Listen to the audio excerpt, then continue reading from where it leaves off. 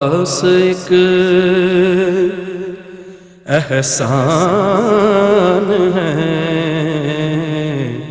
یہ اولیاء اللہ۔ سید الافاضل فخر الاماثل عارف کامل ولی کامل حضور قبلہ پیر سید محمد فاضل شاہ صاحب بخاری رحمت اللہ تعالی علیہ کے نور نظر دربار نقشبندی آستانہ پیر بخاری نارنگ شریف کے سجادہ نشین حضور قبلہ پیر سید ڈاکٹر طاہر رضا بخاری ان کے حکم پہ دعوت دے رہا ہوں۔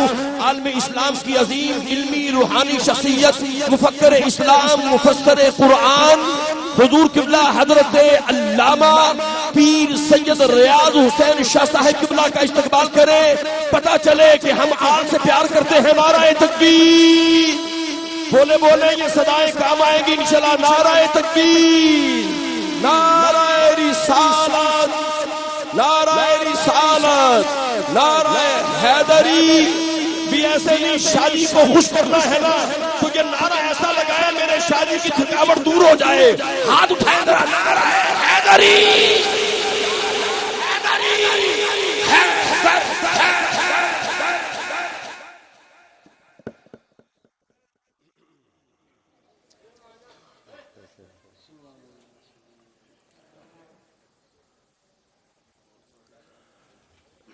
نحمدک یا من قصرت عن وصف کمالک السنۃ العقول والافہام،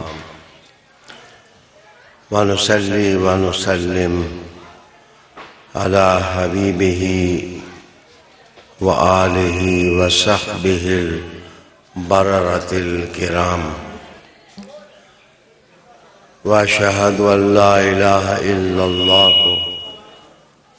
وحدہ لا شریک لہ، واشہد ان محمدا عبدہ ورسولہ۔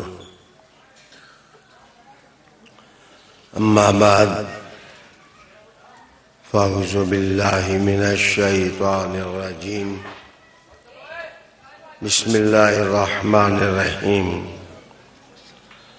واذکروا اذ انتم قلیل مستضعفون فی الارض تخافون ان یتخطفکم الناس فآواکم وأیدکم بنصرہ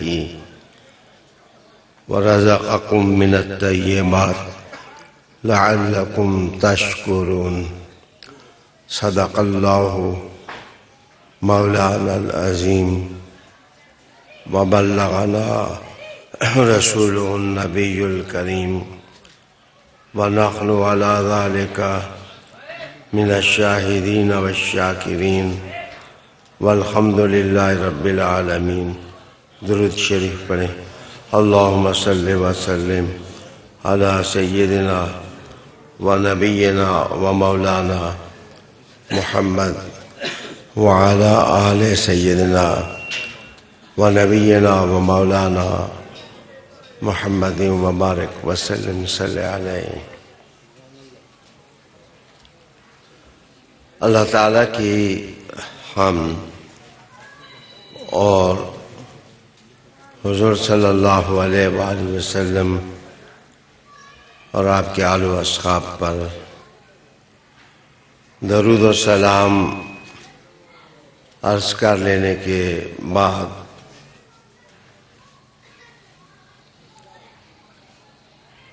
انتہائی عزت کے لائق اور احترام کے لائق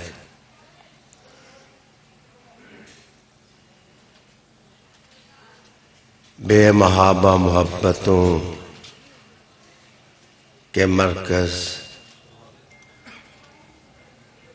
پیر سید طاہر رضا بخاری شاہ صاحب دامت برکاتکم القدسیہ،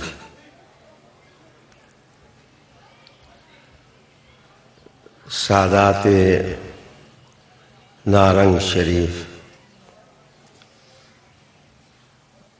ان کی دعوت پر تشریف فرما ہونے والے مہمانان گرامی، اسٹیج پر بیٹھے ہوئے ارباب علم و محبت، سامعین میں جلوہ کر احباب شوق و عشق، ایئروائی اور سوشل میڈیا کے ذریعے میری گفتگو سننے والے، اسلام کا درد رکھنے والے ناظرین، حاضرین، سامعین، مجھے پیر بخاری علیہ رحمہ و رضوان سے منسوب اس روحانی تقریب میں شرکت کر کے ایک قلبی بہجت اور رونق محسوس ہو رہی ہے۔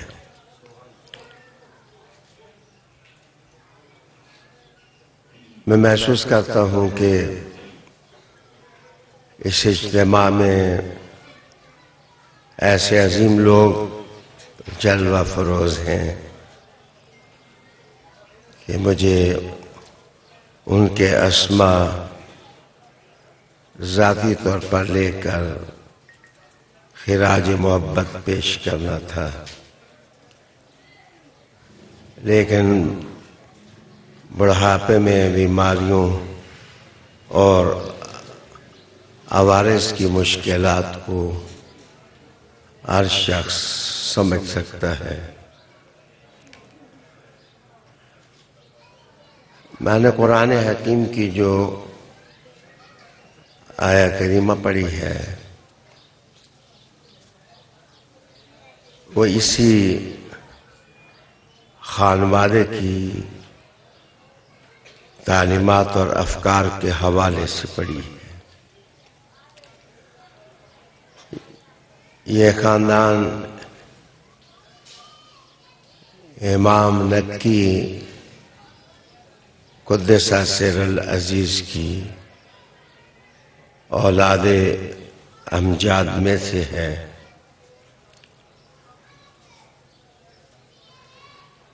جب تر و تازہ شاخیں تلاش کرتے ہیں تو ان کے شجرے کی شاخیں اور میرے شجرے کی شاخیں باہم آویزاں نظر آتی ہیں۔ یہ پیوستگی الگ طور پر ایک سرور کا باعث ہے۔ میں آج ان کا مہمان نہیں بنا، نصف صدی کی یادیں ہیں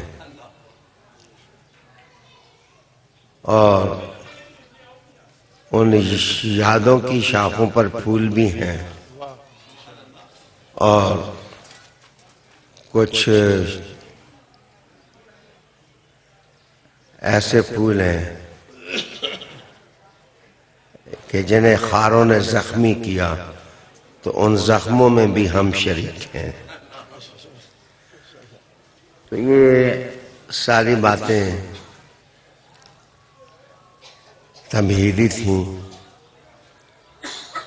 میں قرآن حکیم فرقان مجید کی جو آیہ کریمہ پڑھی ہے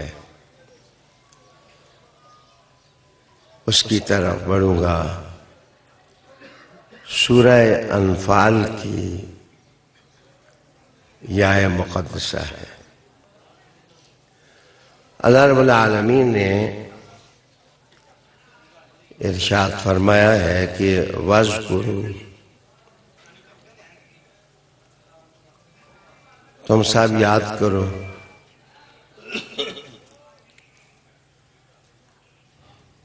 تو جہاں بھی وَاذْكُرُوا یا اذْكُر مقدم ہو تو وہاں خود بخود یاد کرنے کی لطافتیں دماغ میں رس گھولنے لگ جاتی ہیں۔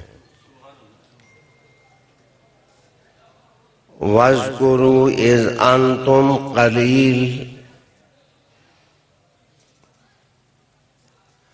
یاد کرو کہ جب تم لوگ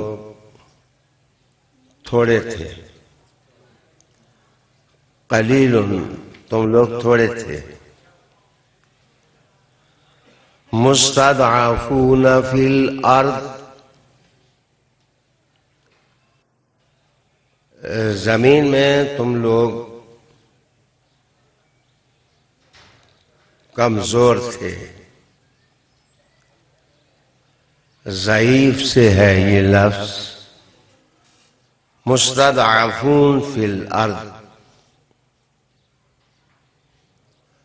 تم کمزور تھے، تخافون، تمہیں اندیشہ تھا، تمہیں ڈر تھا،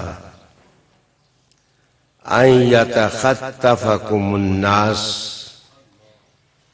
کہ لوگ تمہیں اچک کر پھینک دیں گے۔ میرے لفظوں کو ہرگز بدتمیزی پر محمول نہ کیا جائے۔ میرے مخاطب وہ لوگ بھی ہیں جو آج چاہتے ہیں کہ ہم دودمان رسالت مآب کو زمین سے اچک کر ہم پھینک دیں گے اور ان کی نخوت اور ان کی برکیں اور ان کے تکبر کی فرما روائی ہوگی۔ قرآن مجید ایسے ہر ذہن کو مروڑا دیتا ہے، مروڑتا ہے ایسے ذہن کو، اور ارشاد ہوتا ہے تخافون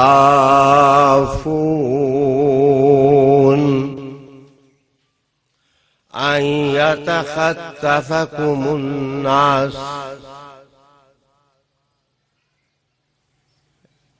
یہ جو بیگانگی کے تکبر میں لپٹے ہوئے لوگ ہیں، پیغام رسالت کے دشمن ہیں، نظام رسالت کے دشمن ہیں، نسبت رسالت کے دشمن ہیں، خاندان رسالت کے دشمن ہیں، اقوال رسالت کے دشمن ہیں، گفتار رسالت کے دشمن ہیں، وہ اٹھا کر اس قلیل سے قافلے کو زحم تھا کہ اچک کر پھینک دیا جائے گا، اور ظاہر ہے میں کہاں سے شروع کروں؟ اس قافلے کی داستان محبت، تاریخ محبت میں کہاں سے شروع کروں؟ جس وقت صرف خدیجۃ الکبریٰ توشہ لے کے غار حرا میں جاتی تھی، کوئی خادم نہیں جاتا تھا، خدیجۃ الکبریٰ توشہ لے کر غار حرا جاتی۔ کیا میں یہاں سے شروع کروں؟ جب حضور کے قلب صرف ان کے غلام زید چومتے تھے،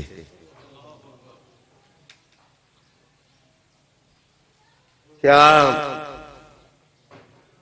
وہ لوگ جو پتھروں کے نیچے بیٹھ کر دانائی کے شہر یار تھے، ان میں سے صرف ابو بکر صدیق نے ان کو پہچانا تھا۔ کیا میں وہ وقت یاد کراؤں جب حضور نماز کے لیے کھڑے ہوتے تو عفیف کندی کے مطابق صرف ایک ننھا سا سونا سا بچہ حضور کی ٹانگوں کے ساتھ لپٹ کر کھڑا ہوتا اور نماز پڑھتا، اور ایک خاتون حضور کے پیچھے آ کر نماز پڑھتی۔ مجھے یہ جملہ بہت پسند ہے کہ بچوں میں سے علی، مردوں میں سے صدیق، عورتوں میں سے خدیجہ۔ مجھے اس جملے کی مٹھاس کو بانٹنے کا طریقہ نہیں آتا تو میں آپ کا منہ کیسے میٹھا کروں، لیکن میں ایک سوال کرنے کے لیے حق بجانب ہوں کہ بخاری شریف کے مطابق حضور سے عائشہ صدیقہ رضی اللہ تعالی عنہا ام المؤمنین کی جب شادی ہوئی تو ان کی عمر 9 سال تھی۔ میرا سوال یہ ہے کہ وہ بچی تھیں شادی ہوئی یا جوان تھیں جب شادی ہوئی؟ تو کہتے ہیں اس زمانے میں 9 سال کی بچیاں بھی جوان ہوتی ہیں۔ میں پوچھتا ہوں 13 سال کا علی پھر بچہ کیسے تھا کہ جسے آپ نے کہا کہ بچوں میں سے علی سب سے پہلے اسلام لائے ہیں؟ بات عمروں کی نہیں ہوتی، بات آنکھوں کی پہچان کی ہوتی ہے، بات دلوں کے ایمان اور کمٹمنٹ کی ہوتی ہے۔ میں نے تسلیم کر لیا۔ اب یہ قافلہ تو مختصر سا تھا، قرآن مجید یاد کر رہا ہے، کوئی سوچ سکتا تھا کہ اس طرف سپر پار بیٹھی ہے، اس طرف بھی ایک سپر پار ہے، اور جو ام القریٰ کے لوگ ہیں وہ حسد، بغض، رعونت، خود پرستی، انسان ناشناسی، ایسے امراض کا شکار ہے۔ ان میں سے پھولوں کا ایک قافلہ آگے نکلے گا اور وہ پھولوں بری شاخ دیکھتے دیکھتے جنت کو ایسا سجائے گی کہ زمین والے کبھی احد احد کرنے لگ جائیں گے، کبھی محمد محمد کرنے لگ جائیں گے صلی اللہ علیہ وآلہ وسلم۔ قرآن مجید کہتا ہے وَاذْكُرُوا إِذْ أَنْتُمْ قَلِيلٌ مُسْتَضْعَفُونَ فِي الْأَرْضِ تَخَافُونَ أَنْ يَتَخَطَّفَكُمُ النَّاسُ فَآوَاكُمْ۔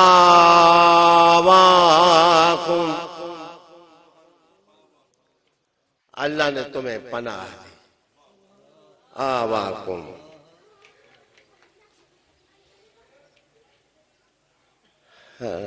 میرے لفظوں کو اتنا ہی سمجھا جائے جتنے میں کہتا ہوں، نہ ان کو بڑھایا جائے نہ گھٹایا جائے۔ ایک پناہ کا ذکر سورہ ضحیٰ میں بھی ہے اور ایک پناہ کا ذکر یہاں بھی ہے، فَآوَاكُمْ،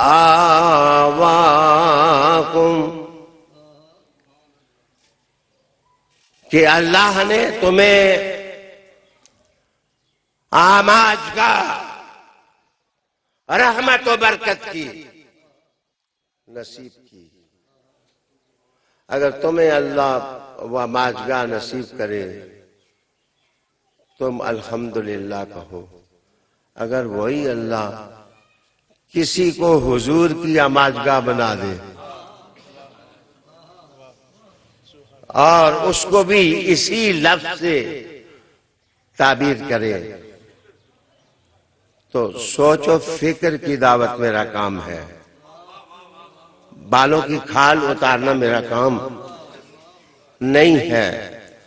فَآوَاكُمْ وَأَيَّدَكُمْ بِنَصْرِهِ،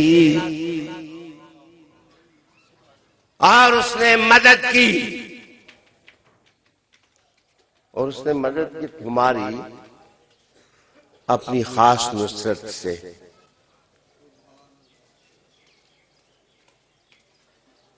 میرے بچے سعیدوں کی پرانی عادت ہے کہ جب چلتے ہیں تو تھوڑے ہوتے ہیں، جب مستقبل میں لوگ ان کی گنتی کرتے ہیں تو وہ کوثر ہوتے ہیں۔ اِنَّا أَعْطَيْنَاكَ الْكَوْثَرَ،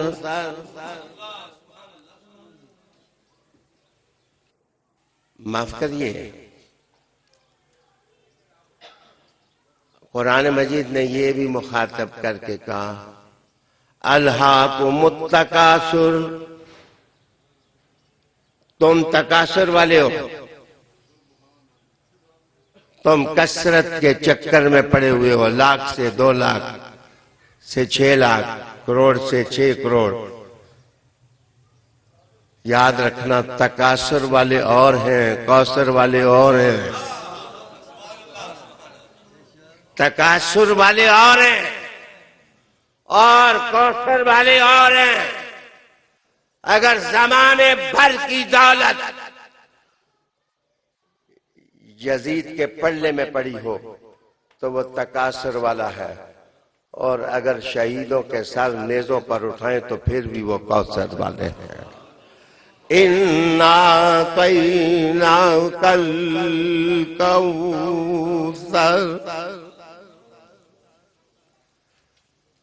حضور صلی اللہ علیہ وآلہ وسلم کی اولاد نارنگ میں ہو، بغداد میں ہو، اچ شریف میں ہو، اجمیر شریف میں ہو، جہاں بھی ہو، ان کو کم لوگ پہچانے یا ان کو زیادہ لوگ پہچانے، قرآن کہتا ہے وہ کوثر والے ہیں۔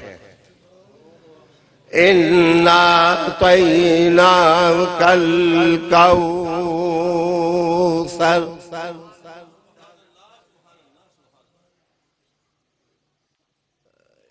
گرامی قدر سامعین، قبلہ شاہ صاحب آپ کے تعزیز، آپ کے بھائی، آپ کا خون، آپ کا بلڈ، آپ کی محبت، آپ کے مہمان، مجھے پھولوں کی کلیاں محسوس ہوتی ہیں۔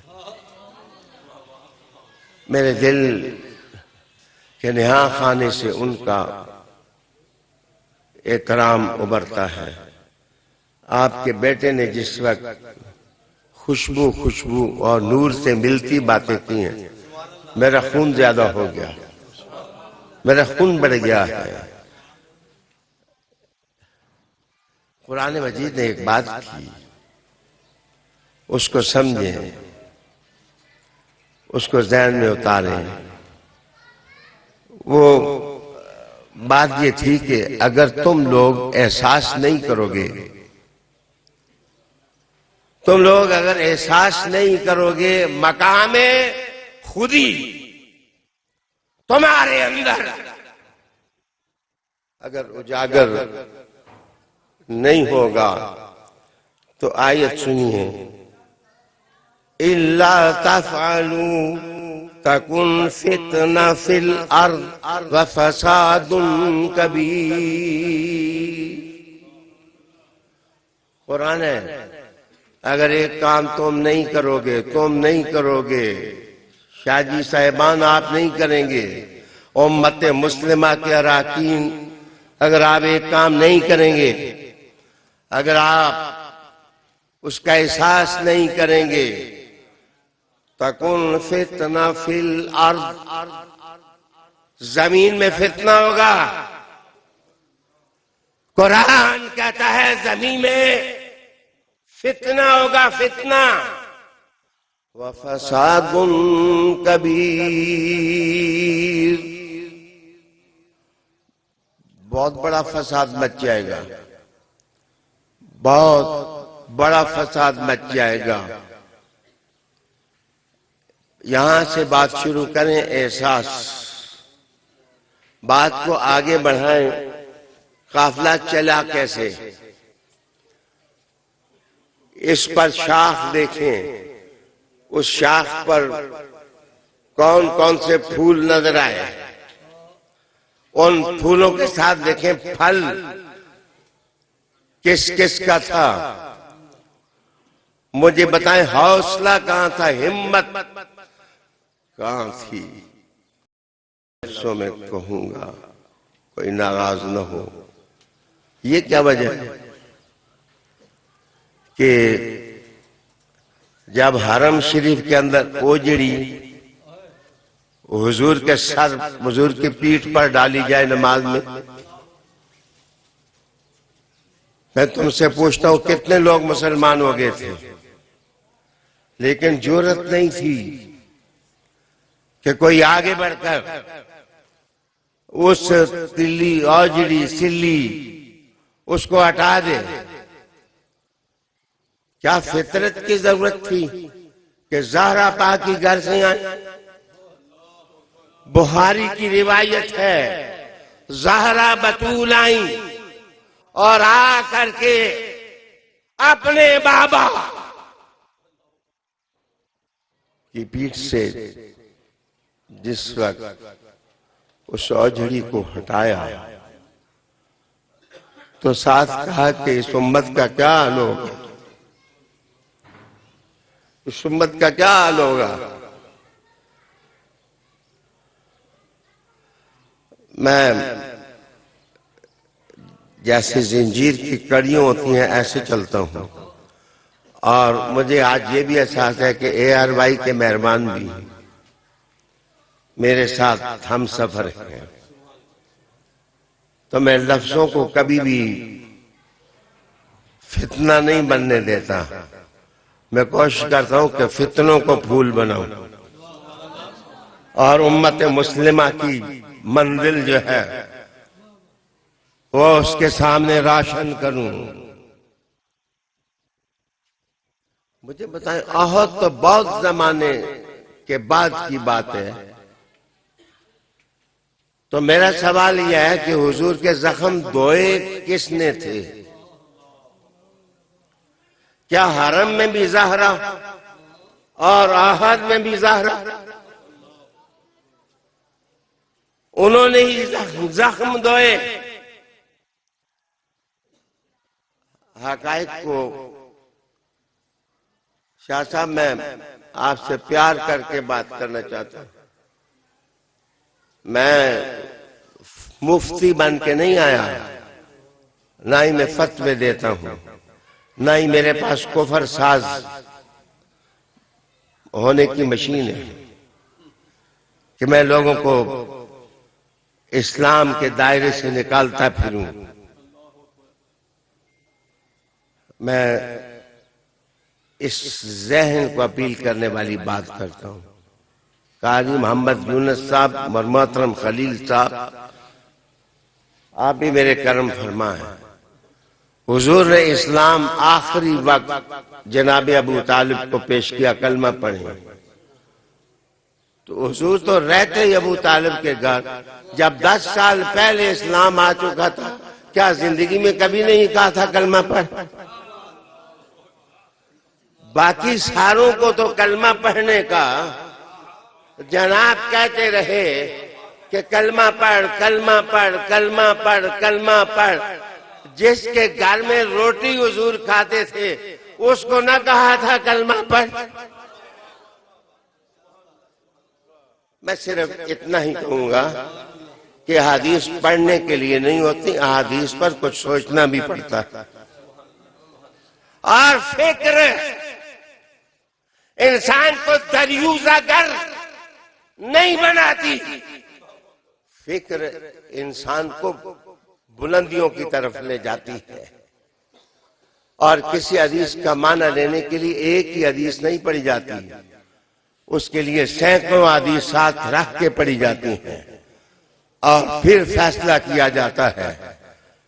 تو عجیب بات یہ ہے، فاطمہ بنت اسد جس نے روٹی پکا کے دی، میں پوچھتا ہوں کس وقت حضور نے ان کو کہا تھا کلمہ پڑھ؟ خدیجۃ الکبریٰ کو حضور نے کس وقت کہا تھا کہ کلمہ پڑھ؟ میں پوچھتا زید کو کس وقت حضور نے کہا تھا کلمہ پڑھ؟ میں جناب عرض کرتا ہوں کہ جناب حضرت بلال رضی اللہ تعالیٰ عنہ کو کس وقت کہا تھا کہ کلمہ پڑھ؟ بعض ایسے بھی تھے جو کلمہ پڑھ کے مسلمان ہوتے تھے اور بعض ایسے بھی تھے جو والضحیٰ کا چہرہ دیکھ کے مسلمان ہوتے تھے۔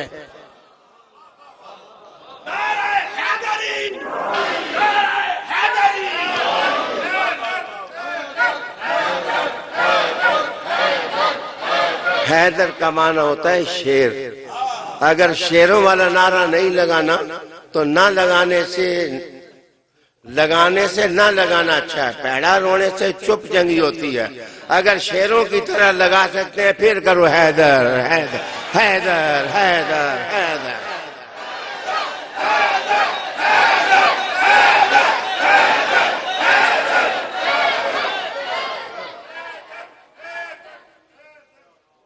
گرامی قدر سامعین، ناظرین، حاضرین، آل محبت، الا تفعلوہ، اگر یہ کام تم نہیں کرو گے، سادات کی ذمہ داریاں ہیں، اولاد رسول کی ذمہ داریاں ہیں، کوثر والوں کی ذمہ داریاں ہیں کہ وہ اس عالی مشن کا پرچم ہاتھ میں پکڑیں اور دنیا بھر میں اس حقیقت کی تخم ریزی کریں جس حقیقت کی تخم ریزی دلوں کے اندر میرے حضور نے کی تھی۔ بس ایک احسان ہے یہ اولیاء